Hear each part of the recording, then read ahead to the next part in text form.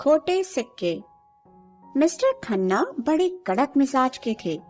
बात बात पर टकसाल के कर्मचारियों को झिड़क देते थे। वे टकसाल के उच्च पदाधिकारी थे, पर जब लखनऊ के एक कॉलेज से छात्राओं का दल टकसाल देखने आया तो वे उनके लिए गाइड बनने तक को तैयार हो गए।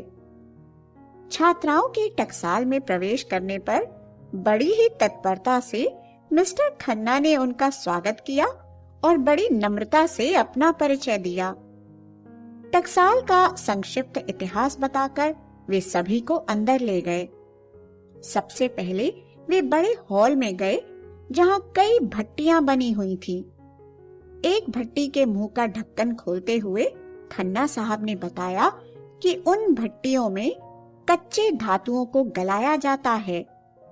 इसके बाद उन्होंने सिक्कों की घड़ाई की सारी प्रक्रिया लड़कियों को समझाई।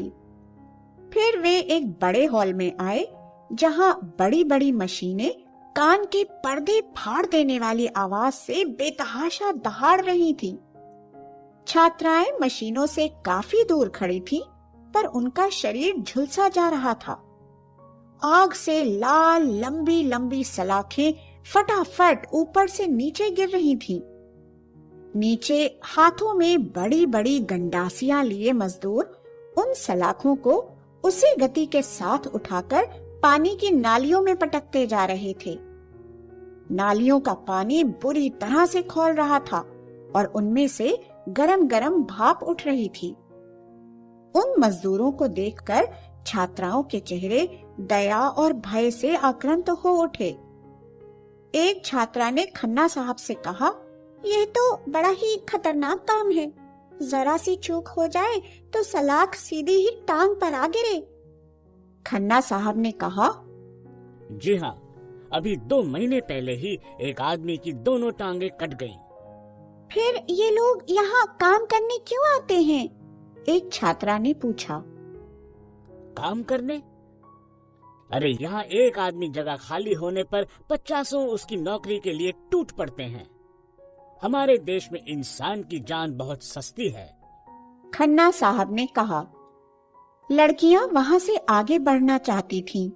इस विभत्स दृश्य को देखना उनके लिए शारीरिक और मानसिक दोनों ही दृष्टियों से असहनीय हो रहा था।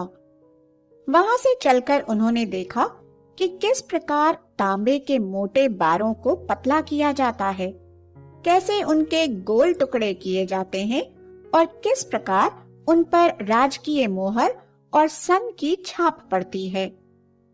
सिक्कों की घड़ाई की इस सारी प्रक्रिया को देखकर लड़कियों के तेज दमकते चेहरे क्लांत होकर मुरझा गए। वहां पर उनके लिए चाय और जलपान की व्यवस्था की गई थी। रसगुल्ले और गर्मा गर्म समोसे खाती हुई उन छात्राओं का दिल मजदूरों की दुर्दशा पर करुणा से पसीज रहा था। तभी एक रोती हुई बुढ़िया वहां चली आई और खन्ना साहब के पैरों पर गिर पड़ी। वह उस मजदूर की स्त्री थी जिसकी दोनों टांगे कट गई थीं। वह खन्ना साहब से अपने पति के लिए खोटे सिक्के चुनने का काम देने की भीख मांग रही थी। खन्ना साहब ने गुस्से गुस्से में उसे झड़कते हुए कहा, दिमाग खराब हो गया है?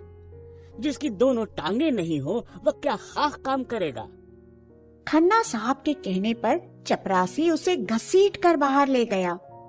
लड़कियों के चेहरे पर व्याप्त करुणा देखकर खन्ना साहब के लिए सफाई पेश करना जरूरी हो गया।